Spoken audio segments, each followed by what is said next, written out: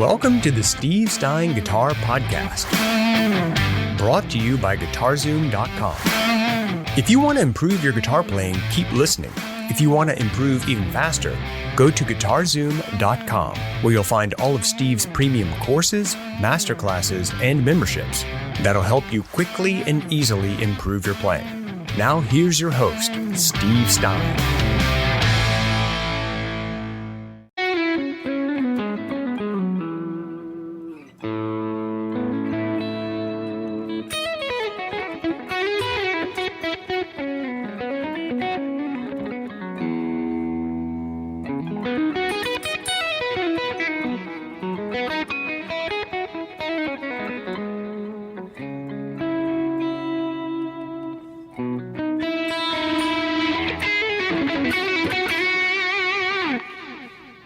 All right, so just checking to see if you can hear me and see me okay. Hey, Steve. Hey, Robert.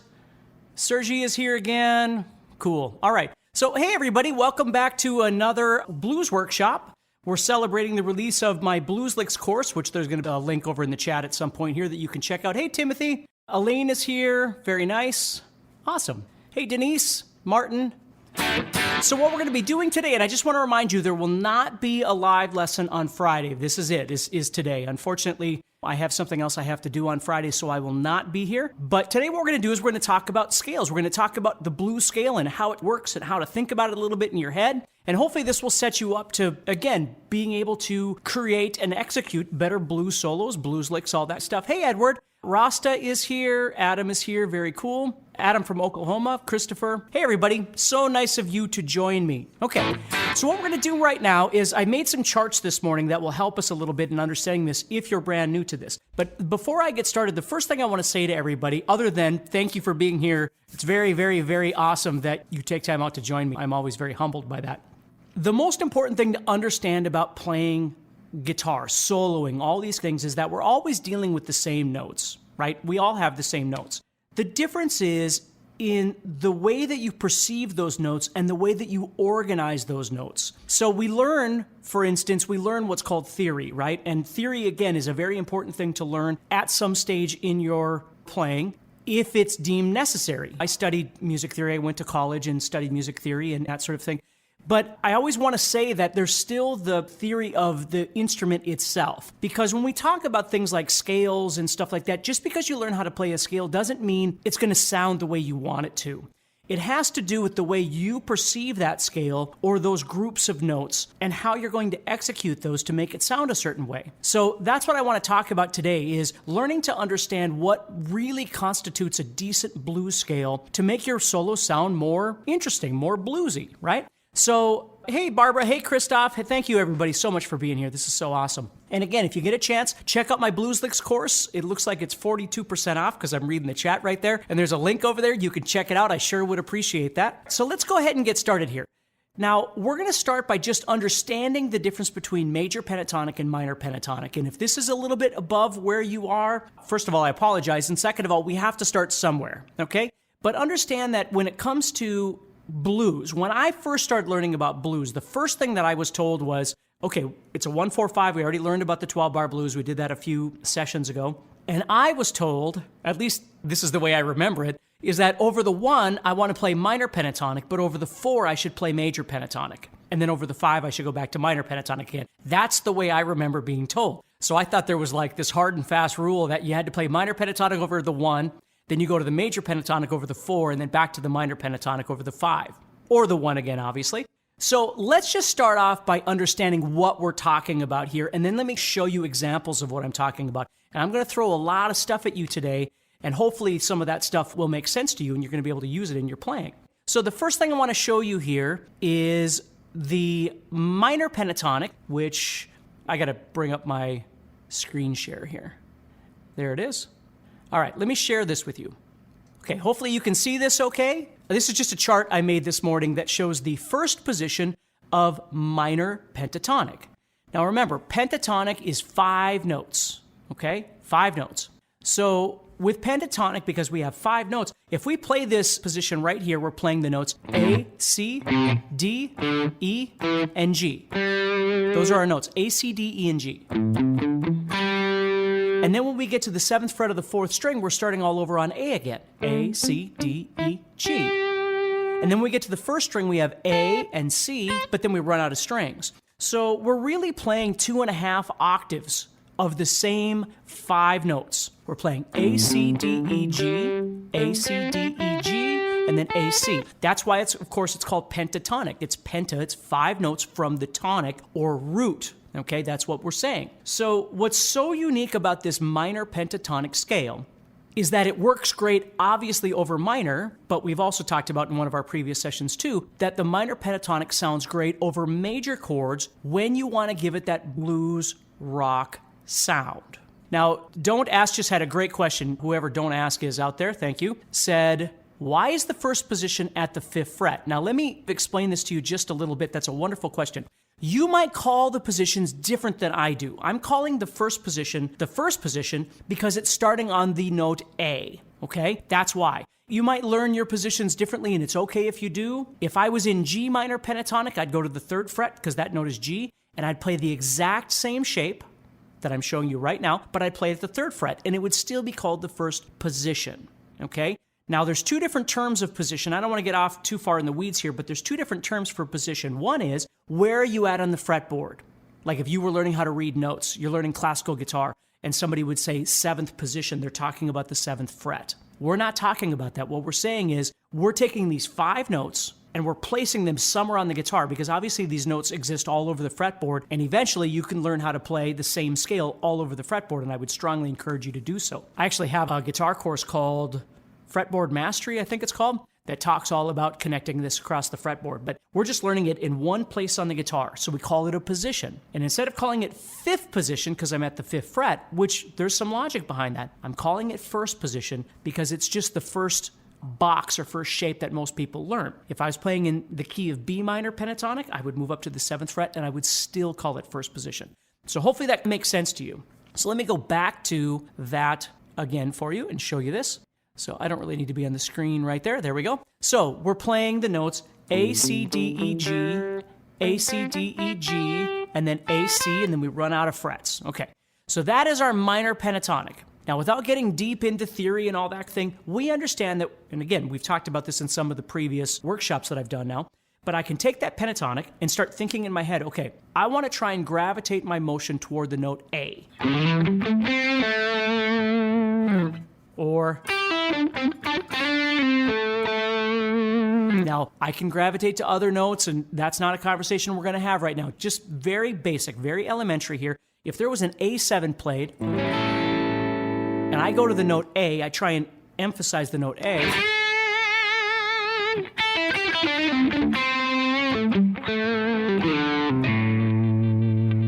You see, as I go to that A, it feels like I'm making a connection to that chord. Now, if you know anything about your theory and you know anything about the stuff I'm talking about, obviously you could try and make a connection to the 3rd or the 5th or even the 7th would be wonderful. These are great things for you to do. Okay, so again, if we go back to me as a kid learning how to do this, I was told to play minor pentatonic over the 1 chord. So if that 1 chord comes up, I play minor pentatonic. You see, so that's what I'm going to do. Well, here comes the 4 chord. Now over the 4 chord, I need to play major pentatonic. So major pentatonic is done by moving down 1, 2, 3 frets. So I'm going to take this entire first position of A minor pentatonic, or first box, first shape, whatever you want to call it, and I'm going to move backward 1, 2, 3 frets, so my pinky is on A. And I have made a little chart of that as well, but I need to find it for you. So this is showing you a major pentatonic, which is just a minor pentatonic, moved down 3 frets. So you can see on the 5th fret there, that's where I would place my pinky. Let me move to this camera angle so you can see me maybe a little better along with that graph. So I'm going to start on the 6th string on the 5th fret right there, and I'm going to play the exact same pentatonic scale, exact same pentatonic shape, excuse me.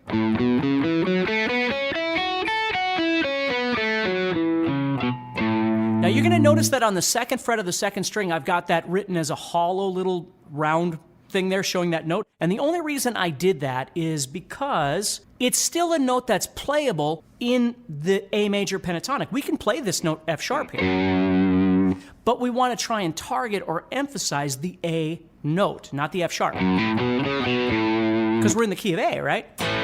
So as I play, See,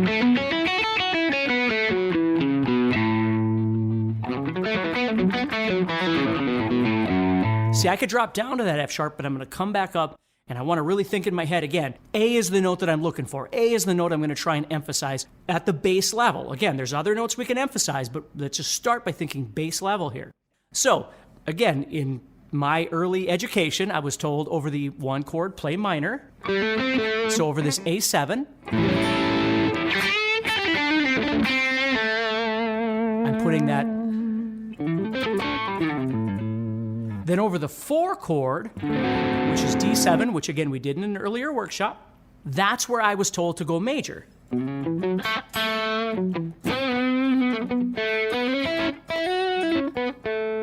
then the A would come back, and I'd go back into minor. Now the truth is, it works really well. So this is the first thing I'm going to explain to you today is you can do that. The point isn't really 1 should be minor and 4 chords should be major. It's the fact that what you're doing, as I said at the very beginning of this, is that you're taking a collection of notes and you're trying to make them sound interesting or colorful. So if I play my entire solo just playing A minor pentatonic the entire time, it might sound amazing.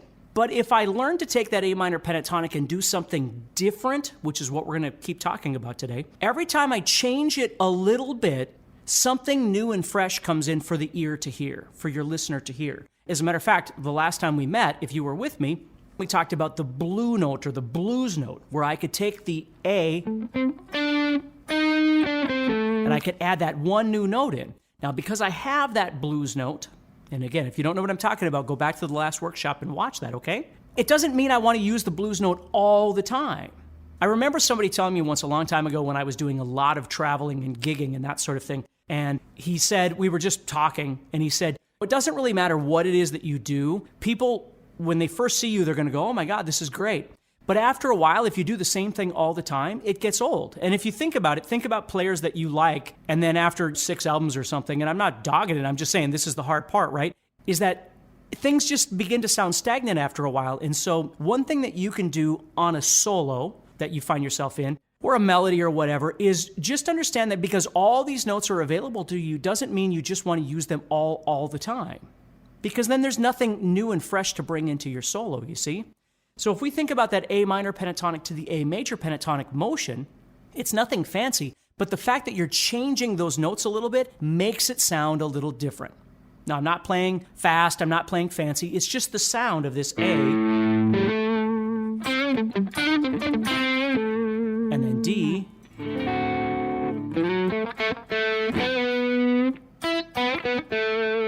and then A. Can sound quite nice. Very basic, but still sounds quite nice. Okay?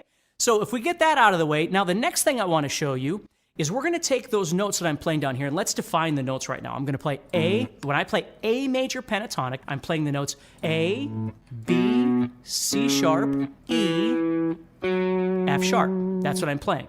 A, B, C sharp, E, and F sharp. And then it just starts all over. A, B, C sharp, and so on. I keep moving. So that's what I'm playing. Now, I could take those notes, and most of you probably know this, but obviously I could take those notes and move them somewhere else on the guitar. And this is what we call other positions or other boxes, whatever you want to call it. But right now, whatever I'm doing when I play A major pentatonic, I'm strapped to the 2nd through the 5th fret right here. There's really nowhere else I can go unless I learn another box or another position. Right? That's how we get across the fretboard. We want to play the same notes, but they're going to look a little different. Let me show you that, because this is going to tie into the bigger picture here. And that would be this picture, I do believe. There we go. So what you're looking at now is what I would refer to as the 2nd position of A major pentatonic. You might call it something else, and that's okay. But basically what I'm doing is I'm playing the position I just played for you. I'm going to turn that off just for a second so you can see me. These notes right here. Watch this. Or listen to this, more importantly.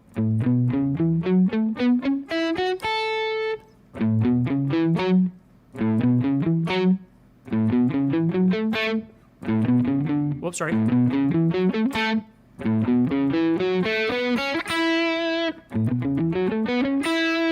See how they're the same notes? It just looks different on the guitar as I play.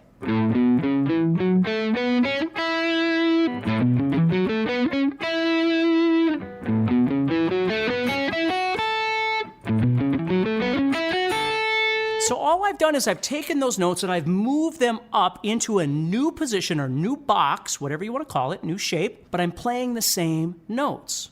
Now here's where the magic happens, is that if I'm able to visualize, I always think of it like, because I'm old enough, some of you probably remember this too, but you'd be like in math class and your teacher would use one of those overheads and you put a transparent piece of paper down and it's got stuff written on there, and then you slap another one on top and then they're both there and you go, oh, they're both at the same time.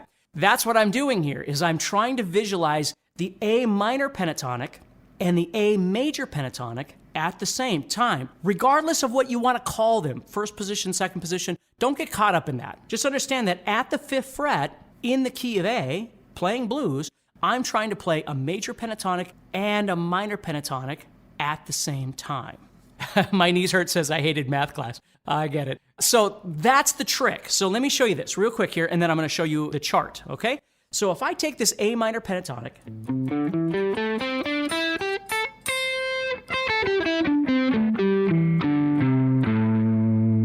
and I take the A major pentatonic in that same spot, and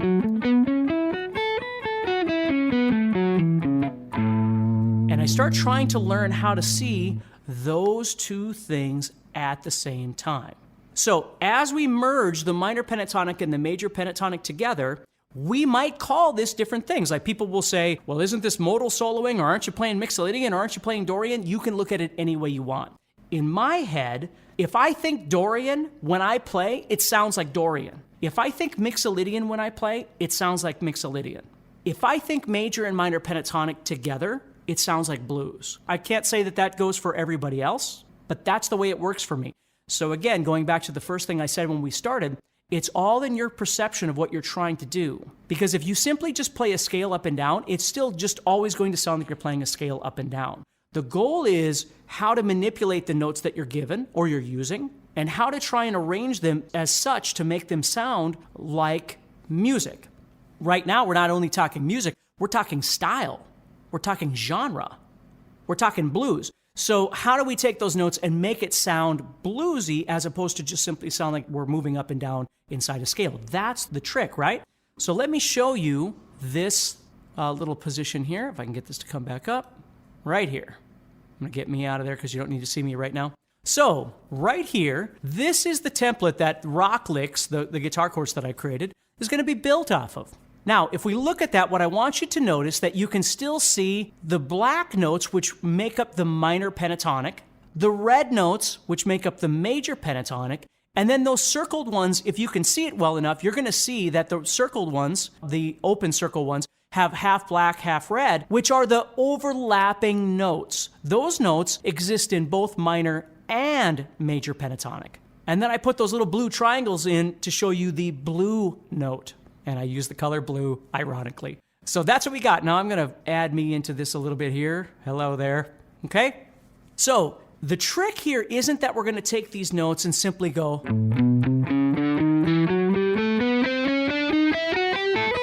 Not that we couldn't. There's nothing wrong with that. But that really isn't where the blues sound exists.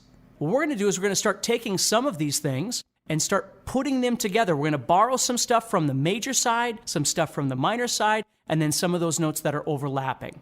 So let me change this angle so you can see me here, although I'll switch out to myself in just a little bit to make this a little bigger. But what I want you to see is if we go to the 5th string, which is the second line from the bottom, you'll see that red dot and then the black dot, then the blue dot, and then the circle, right? That's the one we're looking at. So if we took that right there and we played the first and the last of that 4-note sequence there. We played the red one and then the circle at the end, which would be the 4th fret and then the 7th fret.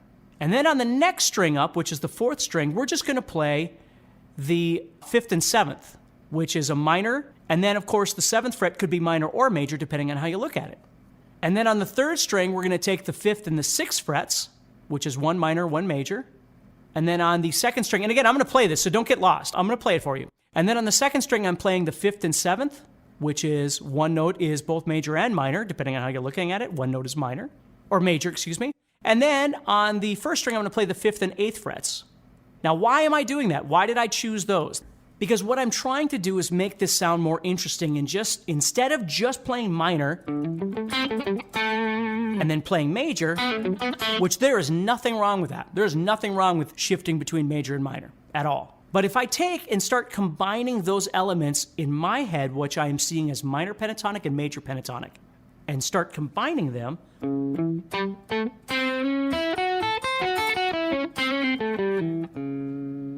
it begins to sound a bit more like blues. Now, if I just took that and said, well, that's all just coming from Mixolydian, the problem with seeing it that way, at least for me, is that may not give me the answer of making it sound like blues.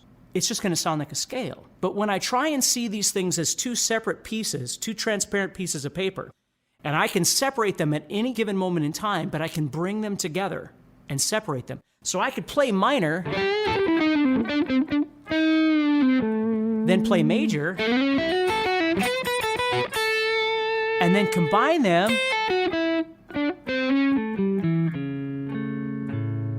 and get more of a bluesy sound out of it. Okay? So let me show you what I just explained to you. Let me show it to you. So what I'm doing here, this is just an example. There's many things that we could do here. But what I'm doing here is I'm playing 4-7, 5-7, 5-6, 5-7, and 5-8. So you'll notice I'm starting off with a wide interval, and then it just gets smaller, and then it gets wider again at the top. So here, these two notes right here, I could visualize that as major pentatonic, or one note that's major, one note that's minor, whatever. It doesn't matter. It's going to give me the same end result anyway. But right there, then I'm going to go here, and I'm thinking of that more as minor. Get that minor pentatonic sound. This is the magic right here. Moving from this note to this note. Eritrea first. I see you there, and I say hello to you, but I'm not sure how to pronounce your name, so I'm sorry if I didn't do a good job there. So what I want you to notice right here is this. This is key. Now, why is that? Because if I make an A major chord, the note that I'm going to play is the 6th fret right there. That's what we call the major third. If I was playing an A minor chord, I'd play the 5th fret, which is what we call the minor third. Okay? So again, logic be damned right now, okay? When we're playing blues and I'm playing a major chord progression, 1, 4, 5, they're all major, I can still play minor over the top, and that's the note that's going to be the big discrepancy right there, because I would play it minor, but my chord is using that note. Now, because of blues, because of rock and roll, our ear accepts that weird little dissonance right there and says, that's okay, I'm cool with it, and we're good. But what we're doing right now is we're adding them together. And you could slide, you could hammer, whatever you want to do. So as I go 4-7, 5-7, 5-6,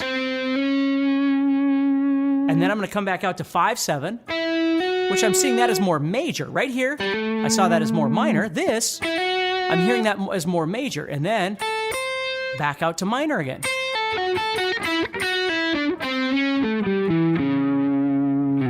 Now, I could start with something like that, and then drop into something minor or whatever it is I'd like to do. So there's lots of different ways that you can approach this and make this work for you, okay? But here's the thing I'll tell you about this, what I've always called the minor-major twist. That's what I've always referred to it as, okay? What I want you to think about there with that minor-major twist is that it really does sound more bluesy if you play it in a forward motion, 5-6 instead of 6-5. Let me show you what that sounds like. If I play it like this, now what I want you to notice is when I play the 5-6, right now I'm skipping the 7th fret, right? Just so I don't have 3 notes on there and it becomes chromatic. Nothing wrong with that either, but it's going to take away from that bluesy sound just a little bit, and it's going to become something else. Now, it might become something super cool, but let's just stay with the 5-6 right now. So if I play a sequence that moves this direction, we've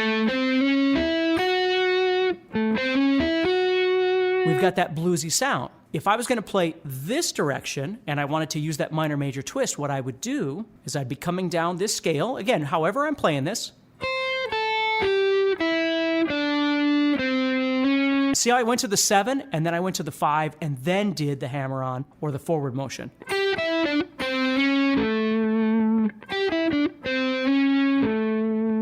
So if I was moving toward the floor, toward the ceiling, I'm still using that forward motion, and here's why. If I don't, it sounds like this.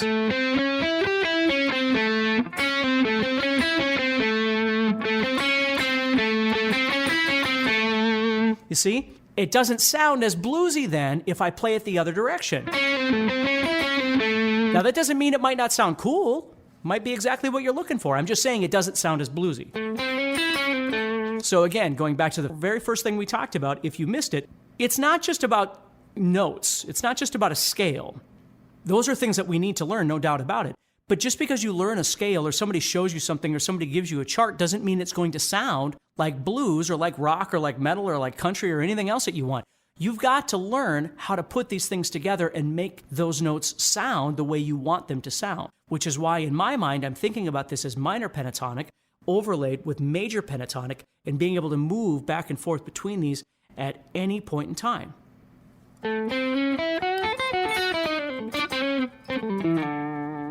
So I can play more. Let me turn on my delay here just to give you a little bit. So I could play a little bit more in minor.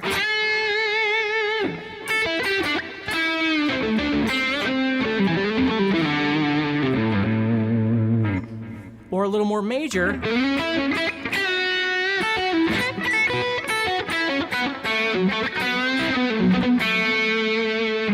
Or combine them.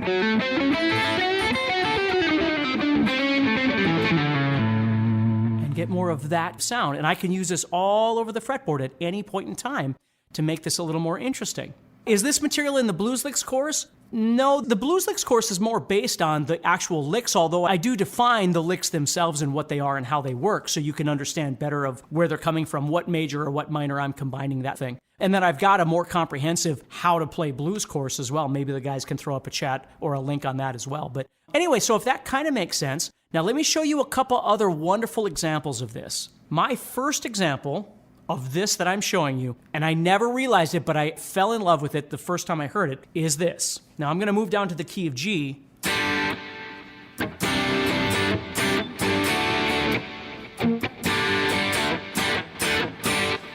If you know that song, because I don't want to get in trouble here, if I play...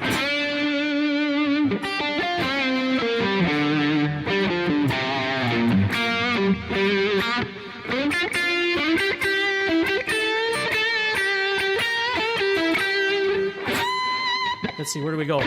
There we go.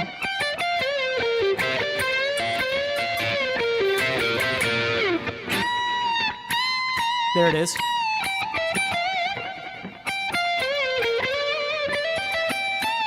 I haven't played that solo in a little while, but here's the part I want to show you. When it starts off in G minor pentatonic, all G minor pentatonic,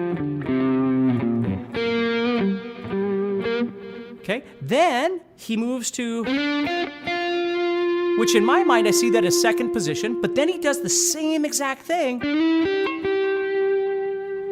And I remember that weirding me out because I didn't understand. I didn't know enough of my scales. So I learned how to play it, but I didn't understand what he was doing. So he's in G minor and he goes.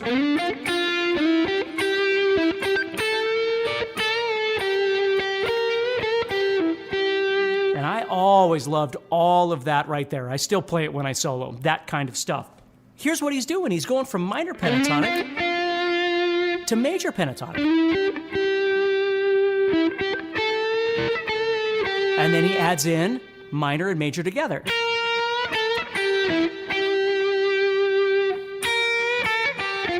So let me show you how that's working. Now, I'm in G now. Remember, I switched keys.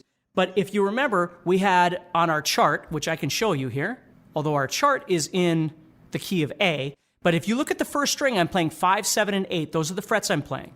So 5, 7, and 8, although I'm in G, so I got to move back and play 3, 5, and 6. That's what I'd be playing. That's what he's playing.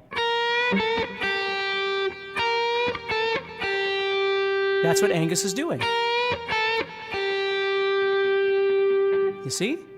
So that to me was huge because all of a sudden I could look and go, oh, okay, so it's not just minor pentatonic or moving minor to major, which he does do some of that. It's the combination of these things that makes it sound like blues. It's just an amazing thing. So that's what I want to talk to you about. That's the whole point of this. So if I'm in A pentatonic, which we started off in, I'm in the key of A, doing blues in A, and I've built this new little scale idea, and now I'm playing this. You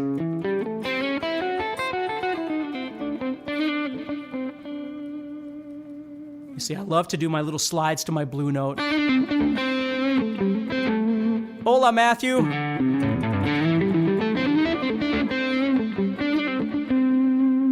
But then I'll go into that Angus Youngie thing.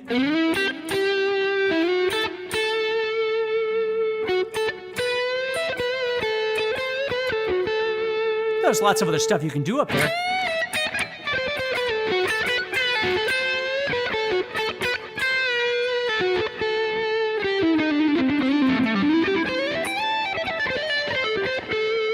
There's just tons of really great stuff that you can do when you start learning more about your fretboard and how to visualize the back and forth of these things. So what I found really important for me is to learn some good licks. I needed to know my scale, no doubt about it. I needed to be able to see my fretboard, but then the goal was, which is the point of the Blues Licks course, is you don't need to know how to play 400 different licks, but what you do need to do is you need to find the ones that make most sense in your head, that make more sense in your fingers, right? When you go to play, you go, that one, I get that, right? Because I always think about us as guitar players as kind of this. This is who we are today. This is who we are right now. And this is who we want to be, or this is what we want to strive for, and that's awesome. But somewhere between here and here is stuff that's very valuable to us that can get us from here to here.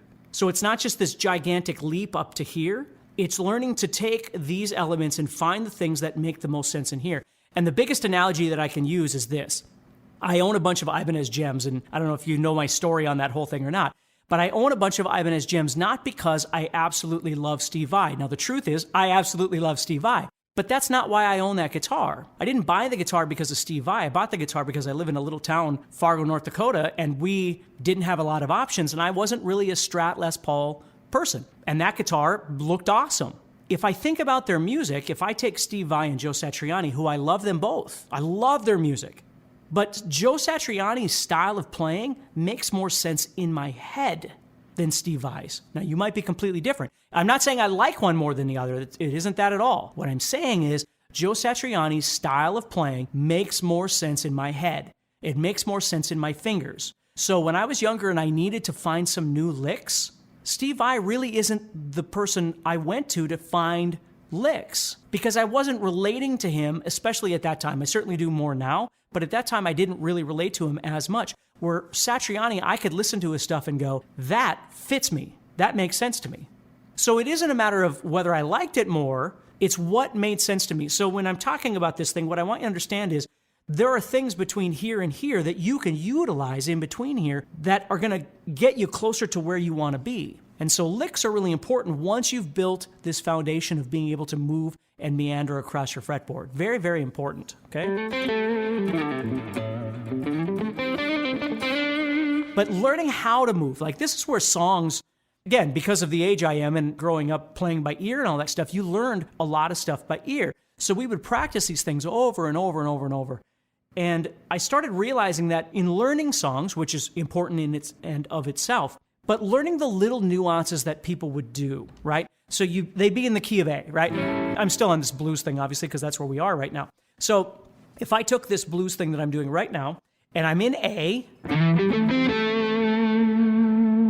okay? So let's say I did something like this. I'm going to go. You hear that?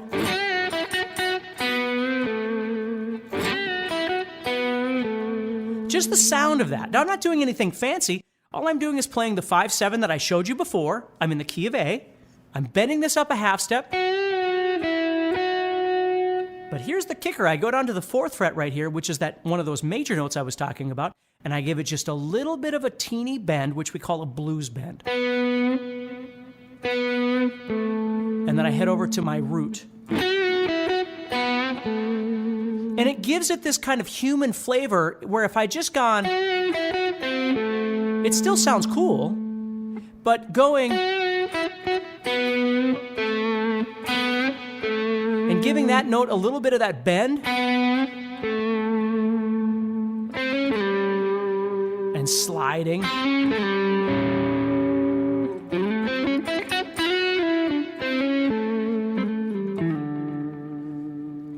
once I started really realizing that the power really was in a lot of that stuff, it wasn't just how fast I could play or something like that. It was in all of these subtle elements that I could do to make it sound more musical.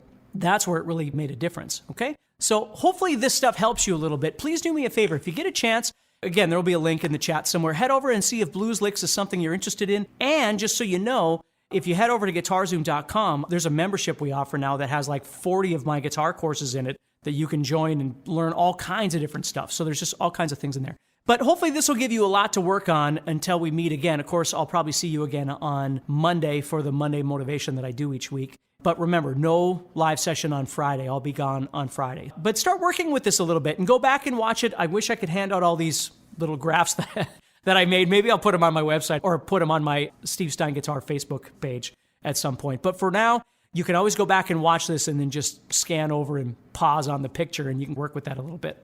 So if you do have your phone or something handy, I'm going to throw this back up on the screen one more time. That is the chart that we're dealing with. That's what we're dealing with, is putting all of that stuff together. Now, what I want you to notice too is that a lot of those parts where you see a red circle and then right after it is a black circle, one thing that I really love to do is I'll bend the red one to the black one. For instance, 7th fret on the 1st string, I'll bend that up to the 8th fret sound. So that's something that you can do too, that I do all the time.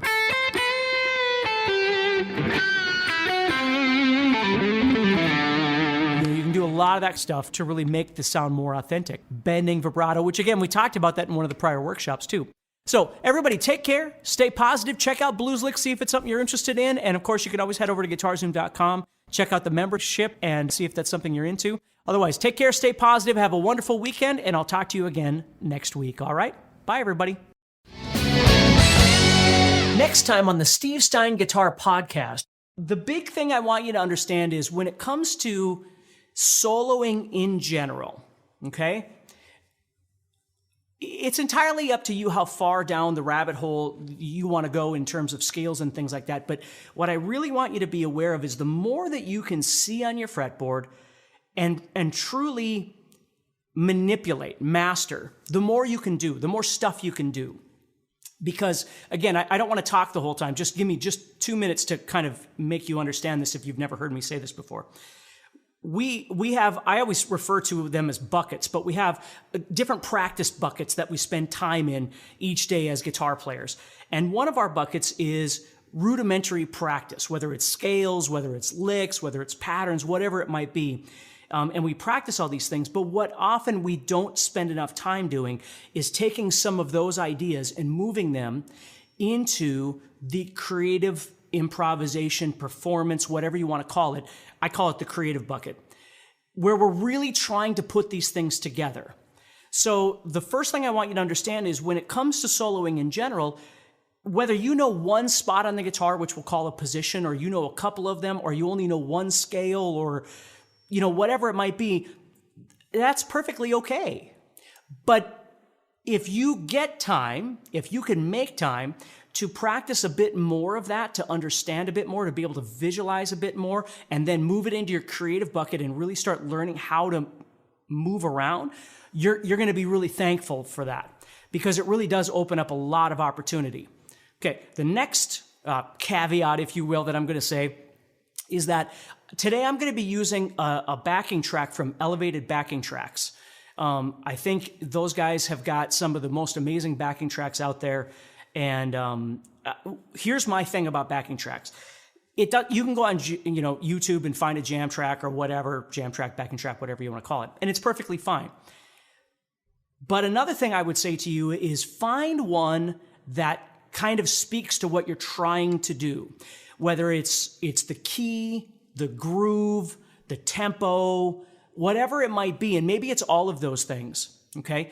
But try and find a way of being able to instead of just going out and trying 20 different things, which is fine too, but try and find the right one. Try and find the right one. So today what I've got is a backing track that's going from A to D to F sharp to D, and then a little bit later it goes to E, D, A, and there's a B minor in there. We'll have to get to it when we get to it. But you have to understand, soloing in general, and certainly melodic soloing, it is crucial to know what the chord progression is. because you need to respond to those chords to make a melody. If you're just, now I'm in the key of A, this backing track that I've got is in the key of A. So if I'm just going,